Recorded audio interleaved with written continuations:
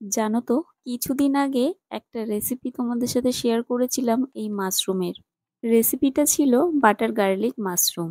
সেই ভিডিওটাতে এই কমেন্টটা পেয়েছি, আমার ঋতুশ্রী চক্রবর্তী দিদিভাই লিখেছেন, কি মাশরুম ইউজ করেছো। কমেন্টটা করার জন্য আমার দিদিভাইকে অসংখ্য ধন্যবাদ। সত্যি বলতে আমারই ভুল ছিল, ওই ভিডিওটাতে না কোনো মাশরুমের ভিডিওই দেখাইনি, ডাইরেক্ট রান্নার কাজে চলে গিয়েছিলাম। তো যাই হোক, যা ভুল হওয়ার হয়ে গেছে আমার। এখন তোমাদের সাথে মাশরুমের নামটা শেয়ার করছি আর এর কি গুণাগুণ আছে সেটা শেয়ার করছি। প্রথমেই বলি, মাশরুমটার নাম বাটন মাশরুম।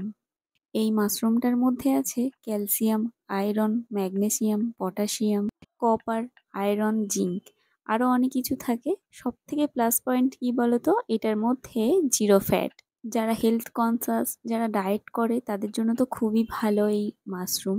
আর আমার তো খুবই ভালো লাগে, এর টেস্টটাও কেন জানি না আমার খুবই ভালো লাগে। বিশেষ করে ওই তোমাদের সাথে যে রেসিপিটা শেয়ার করেছি বাটার গার্লিক মাশরুম, ওটা তো আমার অনেক প্রিয়, অনেক ভালো লাগে খেতে।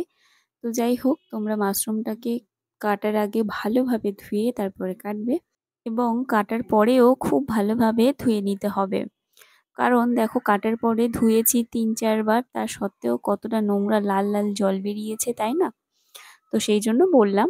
তো ভিডিওটা কেমন লাগলো অবশ্যই কমেন্ট করে জানিও। তাহলে চলো, সবাইকে টাটা।